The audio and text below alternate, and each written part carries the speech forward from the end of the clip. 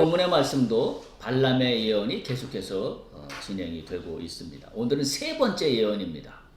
첫 번째, 두 번째, 세 번째. 기억하시다시피 발람의 첫 번째 예언에서는 이스라엘 자손의 수가 많고 번성할 것이라고 예언을 듣고 하나님께서 저주하지 않는다라는 그런 말씀을 듣게 됩니다. 두 번째 예언에서도 마찬가지 비슷한 포맷이지만 조금 더 구체적으로 이야기가 진행됐어요. 그래서 소위 이스라엘 자손들이 하나님 앞에 어떤 죄나 허물이 있더라도 하나님께서 문제 삼지 않으시겠다 라고 하시면서 하나님을 왕으로 섬기고 충성하는 민족이기 때문에 하나님이 그들과 함께 하신다. 그러니까 하나님이 애초에 이들을 가나안으로 인도할 그 원대한 그 꿈과 목적을 갖고 계신 하나님이시기 때문에 중간에 이스라엘 백성들의 잘못과 허물이 있다 손 치더라도 그것 때문에 하나님의 계획을 변경하지는 않겠다. 그런 의미입니다. 특별히 그러면서 말씀을 주셨어요. 애굽에서 이들을 이끌어낸 하나님이 결국 들소와 같은 강력한 힘으로 그들과 함께 하고 이스라엘 백성들을 지원하겠다. 인도하겠다. 이런 강력한 천명이었어요. 그러면서 얘기를 또 덧붙였어요. 암사자처럼 숫사자처럼 일어나서 모든 것들을 물리치고 승리하게 될 것이다. 그런 말씀도 주셨습니다. 오늘 세 번째 예언으로 이어지는데 제가 말씀의 제목을 오늘 이 본문의 말씀 짧은 27절에서 30절까지 네 구절을 묵상하는 가운데 제가 말씀의 제목을 무모한 도전이라고 그렇게 잡았습니다. 조금 이 문맥만 보면 이 말씀의 내용만 보면 뭐 여기서 새로운 내용이 있을까? 그리고 비슷한 포맷이 계속 진행되고 있기 때문에 그렇습니다. 그런데 저에게는 좀 남다르게 이 평범해 보이는 이 반복되는 것 같은 이 네 구절 속에 저는 무모한 도전이라는 단어가 강력하게 제 머리를 지배했습니다. 이 말씀을 듣다 보면 이 무모한 도전이라고 말하는 정체가 뭔가라는 것을 아마 공감하게 되시리라 그렇게 생각이 됩니다. 자, 두 번의 예언에서 뜻을 이루지 못한 모압 왕 발락이 오늘 27절에 보면 이렇게 기록해요. 발락이 발람에게 또 이르되, 제가 사실 여기서 꽂혔어요. 야, 또, 야, 대단하다 이 생각이 드는 거예요. 그리고 나서 발람을 데리고 어디로 가냐면 28절에 보면 마지막 부분에 광야가 내려다 보이는 부월산 꼭대기에 이르니 라고 데리고 갑니다. 저는 이 27, 28 두 구절을 읽는 가운데 아주 소름이 끼치도록 강력하게 다가온 생각은 뭐냐면 발람왕이 참 끈질기다. 예. 뭐 이쯤 되면 뭐 그만둘 만도 하지 않겠어요? 근데 오히려 더 강력하게 밀어붙이는 인상을 받게 됩니다. 특별히 두 번째 예언에서는 하나님이 구체적으로 내가 절대로 계획을 변경하지 않고 이스라엘이 어떤 허물이 있어도 내가 문제 삼지 않겠다라는 말을 들었음에도 불구하고 그래서 이런 생각이 들어요. 하나님의 뜻을 생각하지 않는 세상 사람들도 이렇게 끈질기게 포기하지 않고 나가는데 하물며 우리 그리스도인들은 어떤가? 이 생각이 이 구절 첫 번째 구절을 읽는 가운데 퍼뜩 제 마음속에 들어왔습니다. 우리가 하나님 앞에 매달려 기도하거나 어떤 마음을 쏟을 때 이처럼 죽으면 죽으리라 하고 끈질기게 하나님을 붙잡아 본 적이 있나? 아니면 먼 옛날 추억으로 되어 있는가? 참 이런 마음이 들면서 저에게 하는 이야기이기도 했습니다. 우리가 어쩌면 과거의 영광스러운 어떤 믿음의 행복 이것 때문에 우리는 늘 내 스스로를 위로하며 삽니다. 그래서 과거에 내가 어땠었지? 과거에 내가 뭐 철회를 얼만큼 했었지? 과거에 내가 기도원에 가서 살다시피 했었지? 그런데 그것이 과거 사실로 끝나 있고 오늘도 그러느냐라는 겁니다. 오늘 지금 발락 왕을 보면 계속적으로 지금 자신의 꿈이 무너지는 상황 속에서 포기할 만도 안 돼. 도대체 이 포기하지 않는 이 세상의 이 사람들의 끈질김, 거기에 비해서 그리스도인인 나는 어떠한가? 이 생각이 제일 먼저 들어온 생각입니다. 죽으면 죽으리라고 죽게 매달리지 않느냐 하는 겁니다. 우리는 어떠한가라는 걸 좀 생각해 보는 지점이 우리 발락의 이 행태를 보면서 생각하게 되었습니다. 또 한편으로는 믿음의 사람들이 이렇게 생각하기도 합니다. 뭐 다 주님의 손에 달려 있으니 주께 맡기라고 했으니 주님이 알아서 하시겠지. 라면서 혹시 내 신앙이 나태함에 빠져 있는 건 아닌가. 주님께 맡기라는 말은 100번 맞는 말입니다. 조금 더 틀린 말이 아닙니다. 그리고 주님께서 다 역사하시고 통치하신다는 믿음도 전혀 틀린 게 아닙니다. 근데 나는 그거에만 맡기고 나는 나태함에 빠져 있는 건 아닌가. 오늘 발락 왕이 이 끈질긴 모습이 저와 또 우리에게 도전을 줍니다. 우리가 세상을 살아가면서 여러 가지 지치고 반복되는 일상 가운데 늘 어떤 동일한 패턴 가운데 우리는 이렇게 그냥 물이 흐르듯이 그냥 지나갑니다. 그런 가운데 나의 신앙도 그냥 이렇게 흘러가는 게 아닌가. 우리가 눈을 들어 하나님을 바라봐야 되는데 그냥 흘러가는 대로 뭐 말이 좋아서 주님께 맡겼습니다라고 하는 것이지 이게 진짜 맡긴 건가 아니면 나의 나태함에 게으름에 빠져 있는 건가 라는 생각이 발락의 이 끈질긴 모습을 보면서 생각하지 않을 수가 없었습니다. 근데 사실은 이제 이걸 이야기하려는 건 아닌데 이것이 첫 번째 마음속에 들어온 내용입니다. 오늘은 이것이 저의 주된 메시지는 아닙니다. 다시 한번 27절, 28절을 보면 27절 말씀드린 대로 발락이 발람에게 또 이르되 내가 너를 다른 곳으로 인도하겠다. 그러니까 지금 장소를 이제 3번을 바꾸는 거예요. 그죠? 기억하시죠? 장소를 3번을 바꿔갑니다. 처음에는 발람산당 꼭대기로 갔다가 그 다음에 비스가 꼭대기로 갔다가 그리고 이제는 부월산 꼭대기입니다. 거기서 또 자신의 방식대로 제단을 쌓는 이야기가 오늘 29절 30절에 이어서 나오고 있습니다. 7제단을 쌓고 말씀대로 7제단은 이방 종교의 제단이라고 그랬어요. 또 숫송아지 7마리와 순양 7마리를 준비하여서 드렸다라고 29절 30절에 기록하고 있습니다. 소위 우리 유행가 가사처럼 그 생각이 드는 거죠. 안 되는 줄 알면서 또 왜 이럴까? 그러니까 지금 이게 어떤 포인트에 있는 거냐면 발락은 지금 자기가 할 수 있는 최선의 정성을 다 기울이고 있는 겁니다.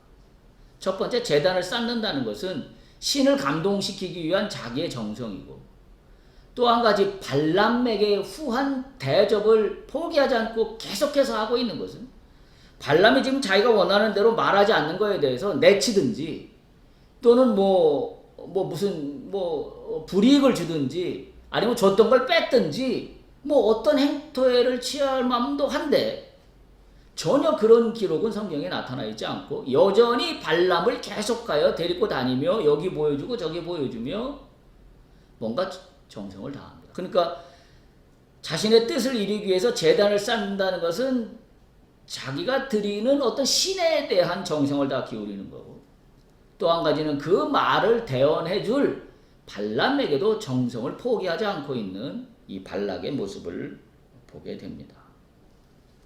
근데 발락이 정성을 드리는 이유가 23장 27절에 나와 있어요. 27절 끝에 부분을 한번 보십시오. 내가 너를 다른 곳으로 인도하리니 네가 거기서 이렇게 이제 지내게 됩니다. 나를 위하여 그들을 저주하기를 여기서 그들은 이스라엘 백성이죠. 그들을 저주하기를 하나님이 혹시 기뻐하시리라. 지금 발락이 정성을 드리는 목적이 여기 나와 있습니다. 혹시 이제 혹시라는 단어가 붙어 있어요. 내가 이렇게 정성을 드리면 혹시 하나님이 그들을 저주하는 것을 기뻐하지 않겠느냐 이 지금 목적 때문에 그렇습니다. 이 얘기를 다른 말로 뒤집으면 뭘까요? 한마디로 자신의 정성이 아직 신을 감동하기에 부족했다라고 느끼는 거죠. 나의 정성이 하나님을 감동시키기에 아직 부족해서 조금 더 포기할 만도 한데 오히려 포기하지 않고 더욱더 마음을 모아서 자기 나름대로의 정성을 다해서 또 제단을 쌓고 그리고 이렇게 이야기합니다. 혹시 하나님이 이스라엘을 저주하는 것에 대하여 기뻐하시는 마음으로 바꾸지 않을까. 지금까지 안 된다 그랬는데. 그러니까 잘 보세요. 이 포인트에 이 변곡점에 뭐가 있는 거냐면 나의 정성이 거기 끼어들어가 있는 거예요. 내가 정성을 조금 더 드높여서 더 최선을 다하면 혹시 하나님이 마음을 바꾸지 않을까? 여러분은 어떻게 생각하십니까? 정성이 부족하면 그래서 정성을 다하면 하나님이 기뻐하실까요? 여러분은 어떻게 생각하세요? 이 부분에 대해서. 지금 이 상황 속으로 한번 들어가 보세요. 해도 안 됩니다. 그래서 지금 무슨 생각이 드냐면 인간은 누구나 내 정성이 부족하구나. 조금 더 정성을 들여야 되겠구나. 이 정도로 하나님의 감동이 안 갔다면 내가 조금 더 해서 하나님이 감동할 수 있도록 해야 되겠다. 어떻습니까? 그렇습니까? 여러분은 어떤 생각이십니까? 기독교에서는 결론적으로 말씀드리면 이 문제는 정성을 들이고 안 들여서 하나님이 감동하는 문제와 전혀 다른 문제입니다. 우리가 이 부분을 잘 이해해야 돼요. 오늘은 많은 기독교인들이 어떤 함정에 빠져 있냐면 마치 무속신앙에서 공을 들이듯이 정성을 들이듯이 이 정성을 더 들여야 된다는 문제에 빠져 있어요. 그래서 신앙생활을 하면서 늘 한편으로 깔짝지근합니다. 왜? 내가 예전에 비해서 정성을 덜 들이고 있는 것 같은 생각이 어느 날 문득 들거든요. 그래서 이제 결정을 하게 되죠. 오늘부터 새벽 기도를 다시 해야 되겠다. 오늘부터 조금 더 교회 일찍 나와서 마음을 좀 정리해야 되겠다. 이런 여러 가지 생각들을 하게 됩니다.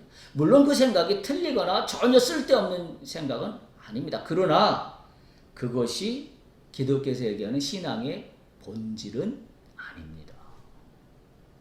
그러니까 많은 오늘날 크리스찬들이 이 본질이 뭔지 기독교 신앙에서 얘기하는 본질이 뭔지를 놓치니까 자신의 신앙이 뭐처럼 돼버리냐면 미신을 믿는 것처럼 돼버려요. 그러니까 정황수 떠놓고 아침에 정성을 들였던 걸 이제 언제까지 넓혀요? 해가 떨어진 다음에 달림을 쳐다보면서 또 정성을 들이는 걸로 또 확장합니다. 그 문제는 누구하고도 비슷했냐면 신약시대의 바리새인과 율법사와 종교 지도자들의 행태와도 비슷했습니다. 그들이 어땠나요? 하루에 3번 기도했잖아요. 하루에 3번 기도했습니다. 율법에 따라서. 그래서 거기서 조금만이라도 어긋나면 이거는 안 되는 문제였습니다. 정성이 빠져버리는 거죠. 정성이 빠져버리면 율법의 이행도 불가능하게 되는 겁니다. 왜? 율법에서 하라는 대로 다 해야 된다는 이야기는 정성을 쏟아서 율법을 다 지켜야 된다는 이야기와 똑같은 이야기이기 때문에 그렇습니다. 기독교는 이 문제가 본질이 아니에요. 정성이 본질이 아닙니다. 본질은 뭐예요? 내가 드리는 정성이 아니라 뭐가 본질이에요? 하나님의 뜻입니다. 우리가 이걸 잘 기억해야 돼요.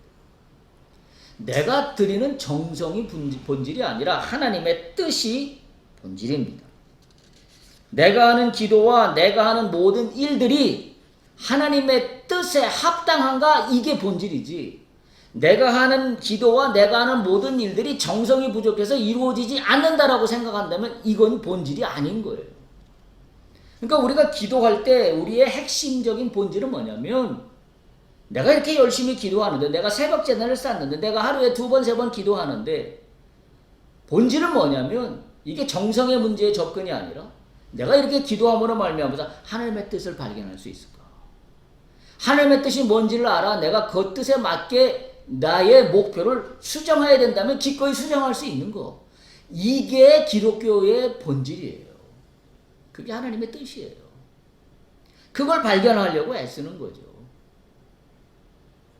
근데 안타깝게도 오늘날도 많은 크리스찬들이 이 정성의 문제에서 기독교 신앙의 본질로 접근하는 게 아니라 기독교라고 믿는다고 말은 하지만 신앙적인 행태를 보면 미신적인 행태로 자신의 신앙을 접근하고 있다는 걸 우리가 쉽게 알 수 있습니다. 나의 정성이 많고 적음은 문제의 핵심이 아닙니다. 만약에 나의 정성의 정도에 따라서 구원이 결정된다고 한다면 이건 심각한 문제입니다. 그러면 어떤 문제가 생겨요? 나의 정성에 따른 나의 공로주의가 됩니다. 이게 예수님께서 가장 경계하셨던 거예요. 그러면 사람이 자신의 공로로 구원받았다는 말이 되는 거거든요. 내가 정성을 많이 들여서 구원을 받았다는 말이 되는 거거든요. 내가 하루에 10번 기도해서 구원을 받았다는 말이 되는 거거든요. 내가 하루에 수십 번을 기도해서 문제가 해결되었다라고 말하는 것과 똑같은 거거든요. 그건 뒤집어 놓고 보면 뭐예요? 나의 공로주의예요. 내가 정성을 많이 들였기 때문에 이렇게 하나님께서 응답하셨다. 이런 식으로 접근한다 그러면 남는 건 뭐가 남냐면 하나님의 뜻이 남는 게 아니라 나의 정성의 정도만 남아요. 그러면 그게 어떻게 될까요? 영적으로, 신앙적으로 자유함을 잃어버립니다. 어떻게 돼요, 결국? 정성이라는 율법 아닌 율법에 내가 구속됩니다. 거기에 끌려다니게 돼 있어요. 그래서 늘 나는 죄책감에 시달려요. 내가 정성이 부족했나? 내가 조금 더 공을 들여야 되는데 공 들이는 게 좀 부족했구나. 이렇게 생각된다는 거죠. 이런 식으로 접근하면 끝이 없는 거죠. 도대체 얼마만큼의 정성을 들여야 내가 생각하는 곳에 도달할 수 있어요. 그게 말하자면 뭐예요? 그게 불교에서 얘기하는 해탈의 경지입니다. 자신을 깎고 자신을 고행하고 자신을 쳐서 무엇인가 어느 정성의 단계에 도달해야 해탈의 경지에 이른다는 거죠. 그래서 소위 미안한 얘기지만 뭐 남의 종교를 얘기해서 미안한 얘기지만 사리가 나오면 이 사람은 굉장히 정성을 들여 수행을 이룬 결과로 해석하는 이상한 일들이 발생하잖아요. 사리가 그래서 스님들이 소위 말해서 이생을 달리 했을 때 세간의 관심은 그거 아니에요. 저 스님이 사리가 얼마나 나왔냐. 사리가 많이 나왔다고 하면 그 사람이 아주 대단한 수도자의 삶을 잘 사는 사람으로 평가를 받고 그렇지 않은 사람, 그렇지 않다라고 하면 의심의 눈치로 쳐다봐요. 저 사람이 수도 생활을 어떻게 한 거야? 그게 남의 종교를 얘기해서 미안한 얘기지만 오늘날 우리의 신앙을 놓고 봐도 그와 같은 접근법으로 하고 있는 사람들이 너무나 많다는 사실이에요. 그렇다고 오해하지 않아야 됩니다. 그러면 기독교는 정성이 필요 없는 종교인가? 결론적으로 말씀드리면 정성이 필요 없는 종교가 아닙니다. 정성을 들여야 합니다. 그런데 정성을 들여야 하는 이유와 목적이 다른 거예요. 내 뜻을 관철시키기 위해서 정성을 들이는 게 아니라 내가 정성을 들인다면 뭘 위해서 정성을 들여야 돼요? 하나님의 뜻을 발견하기 위해서. 그래서 내가 정성을 더 들여야 되는 거예요. 내가 정성을 들였기 때문에 내 공이 커졌다. 이게 본질이 아니라 내 정성을 들임으로 인하여 내가 자유해졌다. 하나님의 뜻이 뭔지를 알게 되었다. 이게 진짜 믿음이에요. 이게 신앙이라는 겁니다.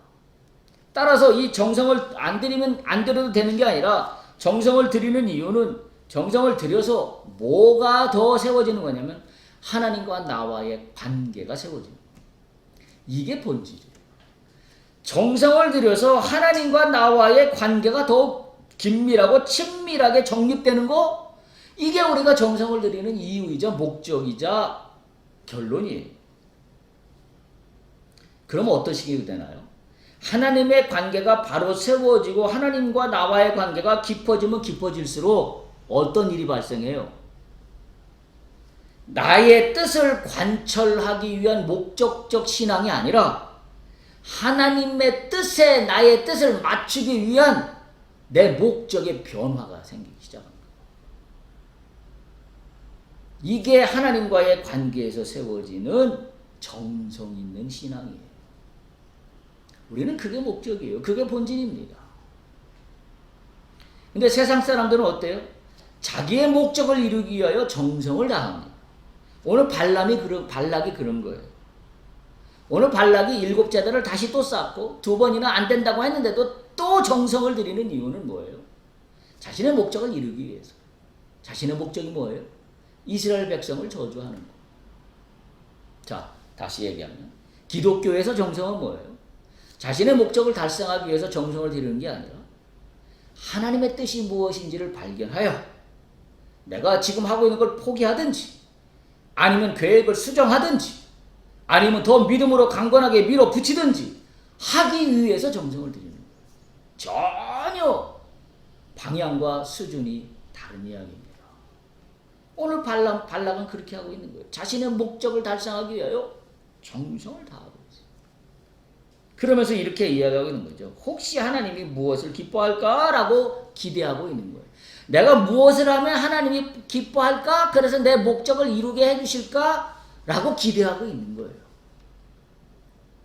자, 이제 제 말씀을 들으면 지금 발락의 이와 같은 태도가 그냥 우리가 피상적으로 잘못됐다라고 이야기하기 이전에 무엇 때문에 잘못됐는지를 이해할 수 있을 겁니다. 그죠? 정성은 들이대. 정성이. 자기 목적이 중심이 된 정성은 기독교에서 얘기하는 정성이 아닙니다. 발락은 지금 자신의 목적을 이루기 위해서 하나님을 끌어다 붙이고 있어요. 하나님이 내가 이렇게 하면 기뻐할까? 하나님이 내가 이렇게 하면 내가 생각하는 이스라엘 백성을 저주하라고 하는 그 생각을 이제 기쁜 마음으로 바꾸셔서 저주하는 걸 허락하실까? 지금 이 관점으로 가고 있는 거죠. 가고 있는 겁니다. 이미 우리는 두 번째 예언에서 알고 있습니다. 하나님은 허투루 말하지 않고 인생이 아니기 때문에 후회도 없으시다고 했어요. 왜 그런 말씀을 두 번째 예언에서 주었을까요? 오늘 세 번째 이 예언의 이 서막 부분하고 맥을 같이 합니다. 하나님은 허투루 하시는 분이 아니에요. 당신이 계획하시는 분을 반드시 성취하고 마시는 분입니다. 그런데 발락은 어때요? 인간인 자기가 하나님의 계획을 바꾸겠다는 거예요. 어떻게? 정성을 들여서. 하나님의 뜻이 무엇인지를 발견하려고 하는 게 첫 번째인데 하나님의 뜻이 무엇인지를 알면서도 불구하고 그 뜻은 상관없이 하나님의 뜻은 알았을 거예요. 왜냐하면 두 번이나 퇴짜를 맞았으니까. 그럼에도 불구하고 내 뜻대로 이루어 달라고 하는 방향으로 가고 있는 건 이게 이제 믿음이 아니라 이게 신앙이 아닌 겁니다. 내 뜻대로 이루어 주소서 이거 신앙이 아닌 거, 이거 믿음이 아닌 겁니다. 발락이 오늘 이 기사를 통해 저에게 다시 한번 깨우쳐주고 가르쳐주고 있는 건 믿음이란 무엇인가라는 명제입니다. 믿음은 내 뜻을 관찰하기 위한 도구가 아닙니다. 하나님의 뜻을 발견하는 도구입니다. 그것을 분명하게 해야 합니다. 그렇다면 우리도 이 말씀을 그대로 적용해보면 이렇습니다. 내가 하나님의 뜻을 따라 가나안으로 향하여 광야를 걸어가고 있는 인상이라고 본다면 나를 방해하는 그 어떤 세력이나 권세가들이 있어요. 그렇죠? 오늘 발락처럼 이스라엘 백성들은 전혀 모르고 있어요. 근데 발락이라는 사람이 지금 계속 발람이라는 주술사를 초청하여서 하나님과 지금 뭔가 게임을 하고 있어요. 목적은 이스라엘 백성들을 저주하는 겁니다. 이스라엘 백성들 입장에서 보면 자신은 뭔 일 때문인지도 이유도 알지 못하고 저주를 받을 수도 있는 상황에 놓여 있는 게 이스라엘 백성들의 입장이에요.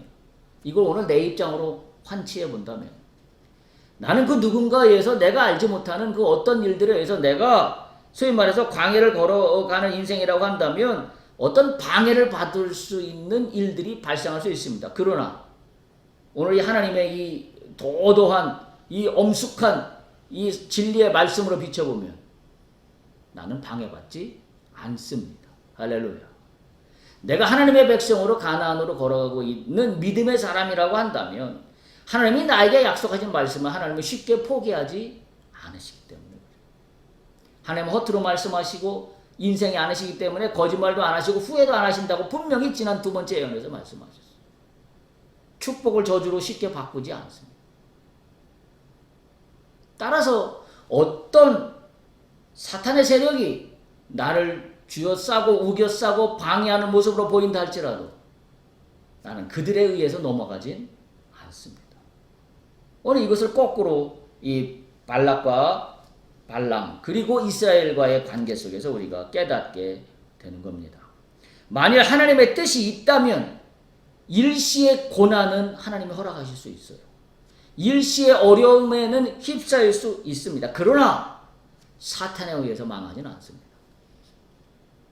따라서 우리가 이 고난의 시간에 만약에 일시에 하나님이 허락하시는 고난이라 그런다면 그걸 발견하면 돼요. 아, 이게 하나님이 주신 거구나. 어떻게 발견이 돼요? 하나님과 나와의 관계. 다시 말하면 정성의 문제입니다.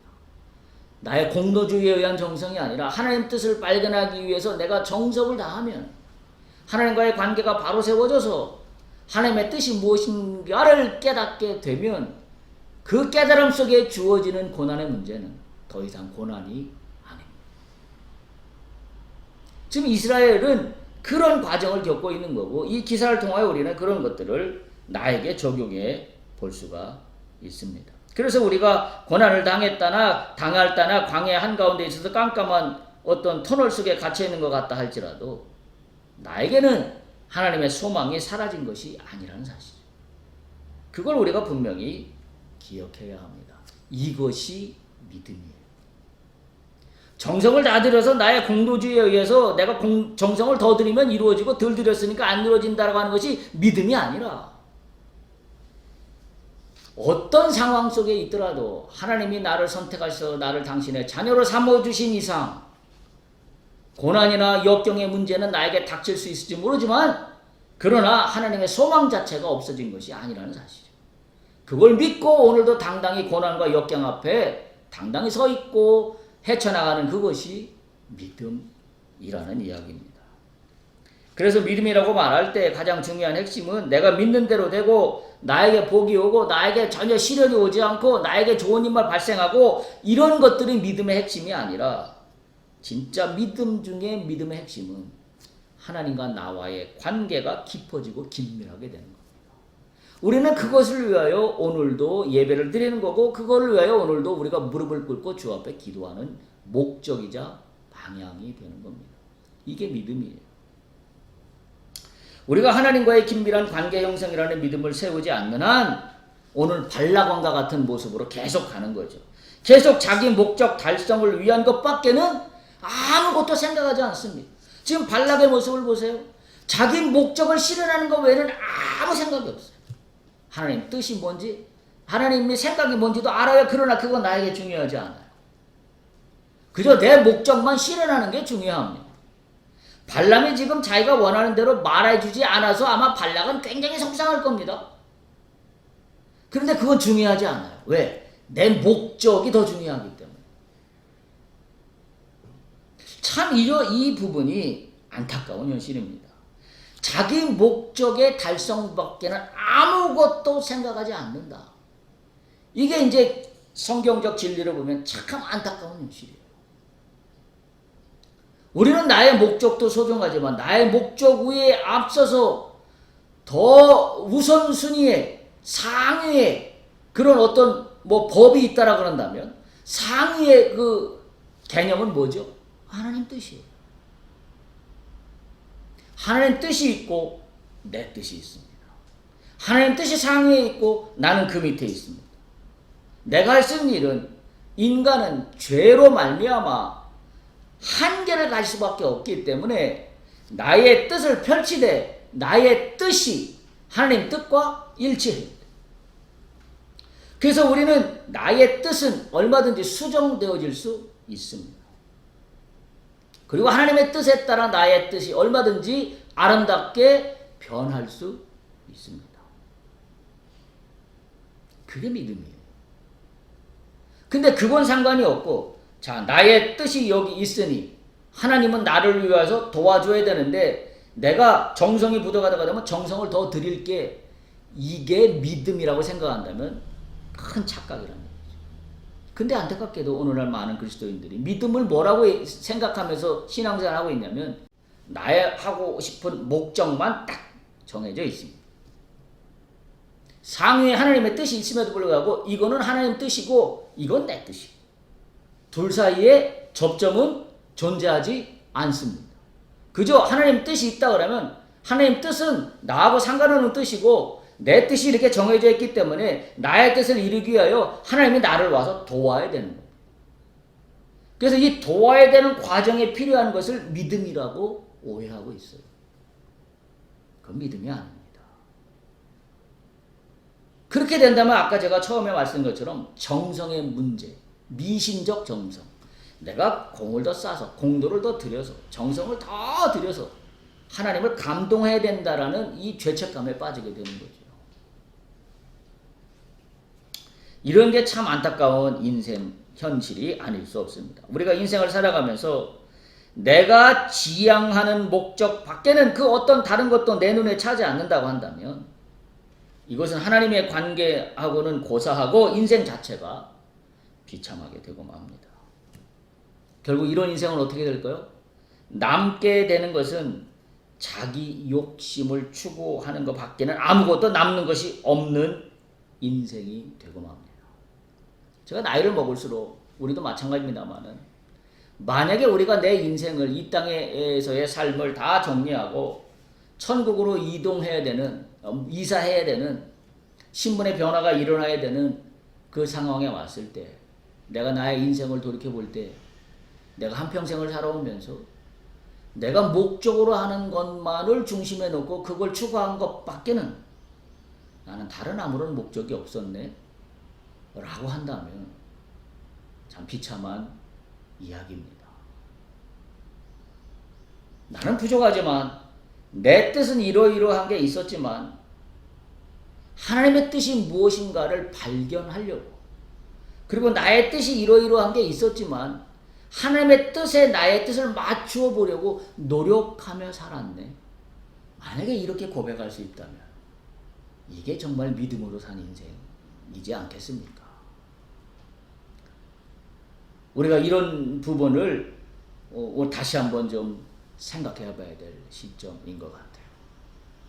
오늘날 너나 나나 할 것 없이 우리 모두는 하나님을 믿는다고 하고 살아가고 있지만 실제 나의 믿음의 실상을 바라보면 내 목적밖에, 내 목적을 이루기 위한 그것밖에는 아무것도 남아있는 게 없다라고 한다면, 그래서 내 목적을 이루기 위하여 하나님도 나를 위하여 무엇인가 힘을 보태주고 능력으로 나를 지지해 주셔야 되는데 그 부분에 나의 믿음이라는 걸 정성으로 오해하고 공을 더 들이는 걸로 착각하고 있다면 이건 신앙의 길을 한참 잘못 가도 한참 잘못 가고 있는 겁니다.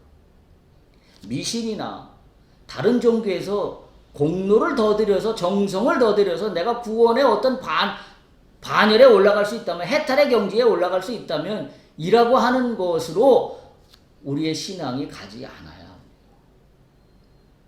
우리가 정성을 들이는 이유는 하나님과 나와의 관계를 돈독하게 세우기 위해서, 하나님과 나와의 관계가 바르게 세워져야만 어떤 일이 발생하나요? 하나님 뜻이 무엇인지를 발견하게 됩니다. 그리고 하나님이 나를 향하신 당신의 그 위대한 계획이 무엇인지를 발견하게 됩니다. 그러면 나는 그 계획에 맞게 내 뜻을 맞추면 됩니다. 그래서 우리가 이 믿음이라는 길을 가고 있다는 사실을 우리가 반드시 기억해야 합니다.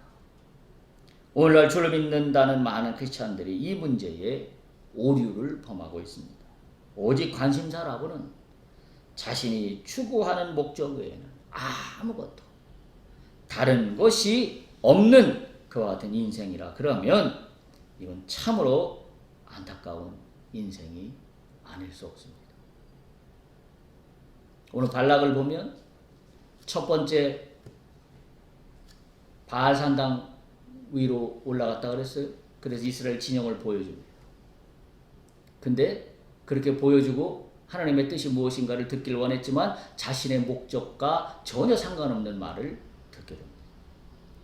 그래서 발락은 또 포기하지 않고 두 번째 또 다른 장소로 이동합니다. 비스가 꼭대기로 올라갔다고 두 번째 예언할 때 말씀합니다. 또 똑같은 정성을 드립니다. 다른 장소를 데리고 가서 또 시도하는 거죠. 그러나 첫 번째와 마찬가지로 발락은 자신의 목적을 이루지 못합니다. 오히려 하나님은 더 강력하게 내가 왜 이스라엘 백성들을 보호하고 지지할 수밖에 없는가에 대한 이유를 아주 자세하게 설명해 줍니다. 그런데 또다시 발락은 이번에는 보올산 꼭대기에 발람을 데리고 갑니다. 참으로 안타까운 일이 아닐 수가 없습니다. 하나님의 뜻을 바꾸기 위해서 일이 데려가고 절이 데려가고 그죠? 하나님한테 혹시나 말씀에 거기 나와 있잖아요. 혹시 하나님께서 그들을 저주하는 걸 기뻐하지 않으실까? 혹시 이 혹시라는 거 하나 때문에 우리가 잘 기억해야 돼요. 혹시보다 더 중요한 건 뭐예요? 하나님의 뜻이에요. 근데 우리도 신앙생활을 하면서 하나님의 뜻을 발견하려고 정성을 다들여 발버둥 치기보다는 혹시나